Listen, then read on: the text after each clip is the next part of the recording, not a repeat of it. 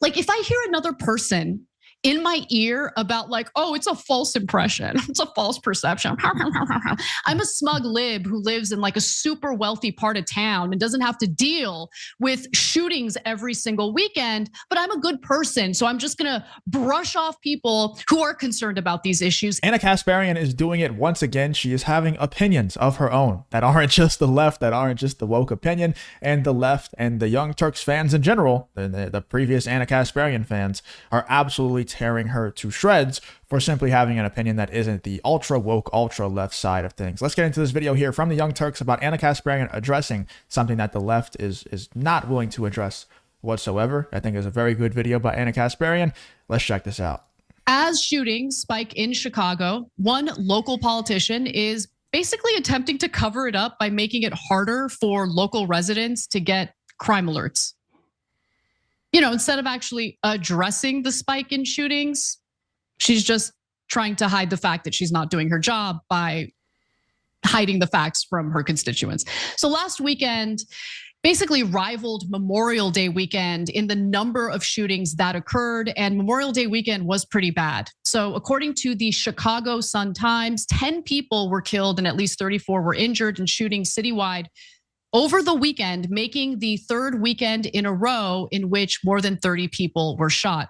A lot of these people who are getting shot are also incredibly young. For instance, 2 teens and a 12-year-old boy were wounded in a pair of shootings Friday night in the Douglas neighborhood.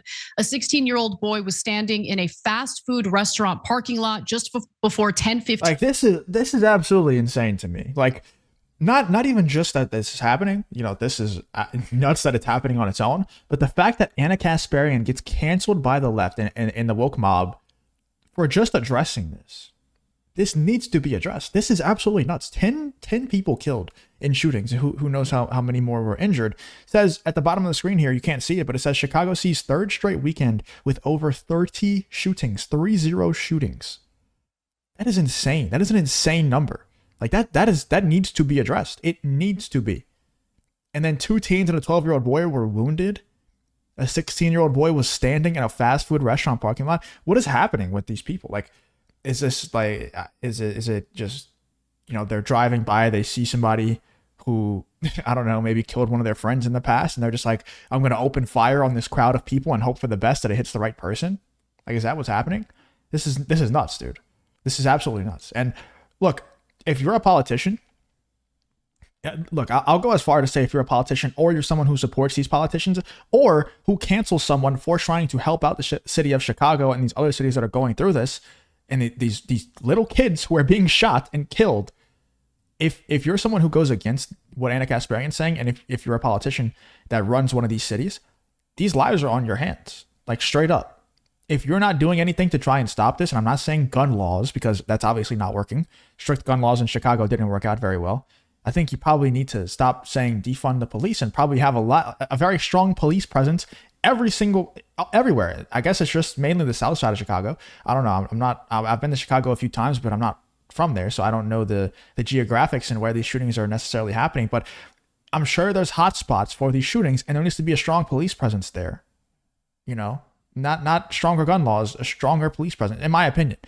There needs to be a police on every single block until this shit stops, because there's little kids dying. And if you're against that, and if you're a politician who's not pushing for that, then these lives are on your hands. Straight up, they are. 10 p.m. when someone opened fire, police said. Now, the 16-year-old is still alive, luckily remains in critical condition, and I'm hoping that he makes a speedy recovery. But no arrests have been made, which is typically the case. And this is happening weekend after weekend after weekend. The number of victims approached the number who were shot over the long Memorial Day weekend, when at least 42 people were shot between 5 p.m. Friday and 5 a.m. Tuesday. 9 people were killed that holiday weekend. And shootings have been an ongoing problem in Chicago. I mean, obviously, it's a problem all across the country, especially in major cities. But it seems to be more pronounced in Chicago. And unfortunately, rather than do something about it, an alderwoman in the city named Lenny Mana Hoppenworth would basically rather just stop sharing the crime alerts. So Northside Alderman Hoppenworth, who's the in the 48th ward defended her decision to stop posting crime alerts on social media and automatically sending those alerts to all residents who sign up for her emails, even as shootings, robberies, and criminal sexual assaults in her ward skyrocket. Pausing here to deliver some. How do you guys feel about that? I mean, we're going to skip over Jank given his little sponsorship or whatever this is. But how do you feel about that? Because from my perspective, obviously, there's two ways to look at it. If I'm living in a city like this, what good does it do me to know that there's a shooting or robbery happening every single, every 20 minutes? What good does it let me know? Other than, like, I already know that. If I live in the city, I already know Chicago's a dangerous place. I have to have my head on a swivel. I can't be going in certain neighborhoods. I know this already, right? I don't need to get reminded every hour that someone just died from a shooting. So I wouldn't want that. So I can understand from that perspective of saying, okay, these people don't need to know that these people are just dying, getting robbed constantly. So I'm going to shut off these alerts. But we know what's more than likely happening is that this person, these robberies, these crimes, violent crimes are making these people look bad. So they want to stop reporting on them. A lot of people in the comments, which I'll show you the reactions to this Ana Kasparian video here in just a second. A lot of people in the comments are saying this is reminding them of when Trump stopped testing for COVID to kind of push the COVID numbers down. I don't agree at all. And we'll get into that in 1 second here, but that's what a lot of people are saying, because obviously the Young Turks, a lot of their fans are leftists. They're part of the Donald Trump brain rot crew, where they just absolutely obsessed with Donald Trump.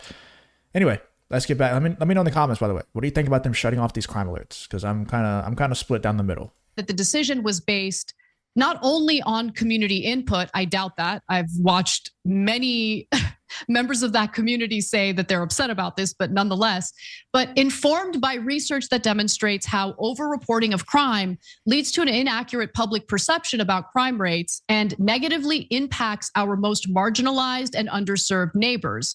Well, those marginalized and underserved neighbors are the individuals who are the victims of these crimes. And how are you going to sit there and argue that, oh, this is giving a false impression of public safety when public safety is an issue in your ward? So for instance, shootings in the 48th ward have reached a 9-year high. Robberies are up 78% over last year, and criminal sexual assaults have spiked to levels not seen in the ward since 2012. And that's based on reporting from the Chicago Sun-Times. So I don't understand how she's justifying this. Because to me, it comes across as I am failing at my job. And so I would rather hide that from my constituents and not suffer the political ramifications. But maybe I'm wrong. I don't know. What do you think, Was? I don't see how you can see what's happening in Chicago as anything but a state level, governmental level, policy level failure. That's just. And here's where this guy is going to kind of make this sound like it's a little bit racist, to talk about these things. Obviously, it doesn't go full on woke like a lot of the comments do. A lot of people trying to cancel Ana Kasparian for bringing this up do. But he kind of insinuates the same thing that all the other leftists, the same exact talking points that they all use. So let's watch this real quick. That's just the bottom line, right? A lot of people don't from the south side of Chicago or from the west side of Chicago, which is where all of the violence is basically concentrated. It's kind of funny hearing a north side politician making these distinctions, because again, this is somebody who doesn't actually have to live with these consequences. It makes sense when you consider that this is an elected official who these problems are failures made by elected officials, right? Mm-hmm. And I think some of the problem with Chicago is that places like Fox News or Breitbart and all of these other places sort of made Chicago a euphemism for black criminality and justifiable racism. And I think people who consider themselves to be progressive or liberal or on the left instinctively started to take like any mention of Chicago as in lockstep with our ideological enemies, which I think is a mistake in terms of crafting your own politics. Just being in opposition attention to whatever a set of people are saying, no matter what it is. Because the bottom line is the people who suffer the most from the problems of Chicago are their most vulnerable citizens.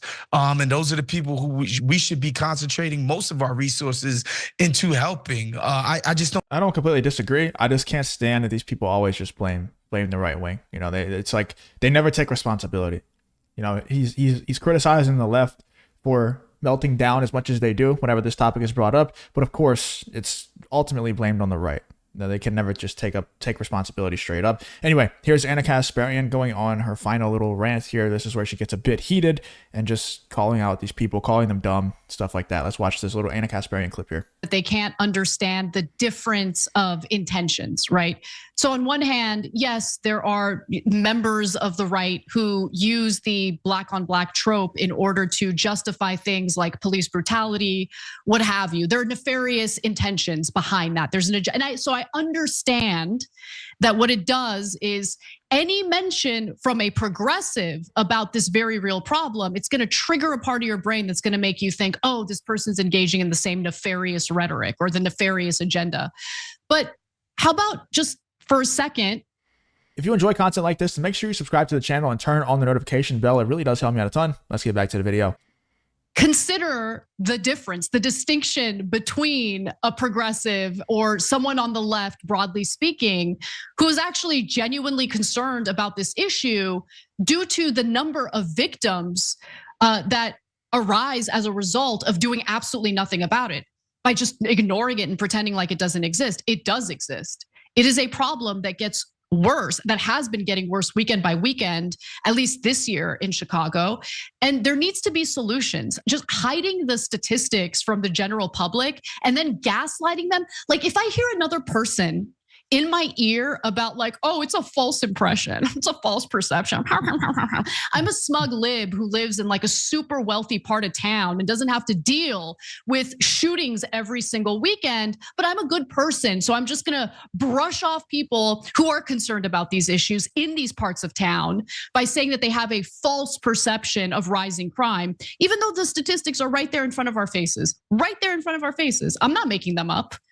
I don't know, is the Chicago Sun-Times a far right rag, or is it a journalistic institution that, you know, is reporting about what's happening on the ground in Chicago? By the way, let's be real. That's based. That's very based from Ana Kasparian, and it's gonna get her a lot of backlash, which we'll check out here in the comments. So there's some people who agree with her, obviously, but then there are, you know, some people who obviously want to cancel Ana Kasparian here. This person says, wow, easy target of Chicago. It's always Chicago. Murders are way up in red states. Crime is way up in red states. Crickets. So basically saying that Ana Kasparian will not address the fact that crime is way up in red states because she's obviously an agent of the right wing, right? That's obviously what Ana Kasparian is. The Windy City is the epitome of critical race theory. Oh my God. The actual course in law school. Yes, Chicago has major gun problems, but they are not the only one. Thought you were fair. Rightly so, this deserves discussion in reporting. However, let us hear about Mississippi, Alabama, and Missouri, where most guns in Chicago come from, because their crime rates are sickening. Mainly because no one covers it, including you. Be the fair and honest network you pretend to be, ... still waiting. And then here's the person that says, this reminds me of Trump not wanting to test for COVID because he didn't want his COVID numbers going up and making him look bad. Reminds me of Biden saying the border is secure. I mean, yeah, you could play that game all day. Left is best in, you know, the sarcastic way. This person says, what the F happened to Anna? Did she have a stroke or something? Which suddenly turned her into an unhinged reactionary. I know for a fact she used to be smart enough to distinguish between anecdotes and actual statistical data. How in the hell is this an anecdote? We've been talking about Chicago's crime rate for a long time, you know, years and years and years. It's bad over there, and it's because of the politicians. In my opinion, you know, I know that this is gonna sound like, oh, it's gonna become like a police state. It's gonna become like a, you know, you're not gonna be able to have actual freedoms. But I'm saying put a cop on every single block until these people can learn to not kill each other, because it's not about them and what they want. It's about the innocents who die, the children, the 12-year-olds who are dying because of their shootings, because of their violent crimes. It's to protect them. It's not to protect the people who are doing the shootings, you know? And I know that they're going to complain about it and say, oh, we want to police ourselves. And this isn't a white and black thing. Like this isn't to do with race. This is to do with innocent people dying as a result of this stuff. It needs to stop. And if you're trying to push for it to not stop and say that it's racist to try and push for it to stop, then you are a problem with society. You are a massive poison to society. This person says, maybe look at the new FBI crime stats. Crime is down across the board. Stop fear mongering, Anna. Anna is single-handedly destroying the Young Turks with her lies. Time to fire her, jank. These people are absolutely unhinged. This sort of thing was big news in 1966, not June 2024. Was this woman born yesterday? This is crazy. These people just do not want to fix a broken city. They just don't. It's mind-boggling to me.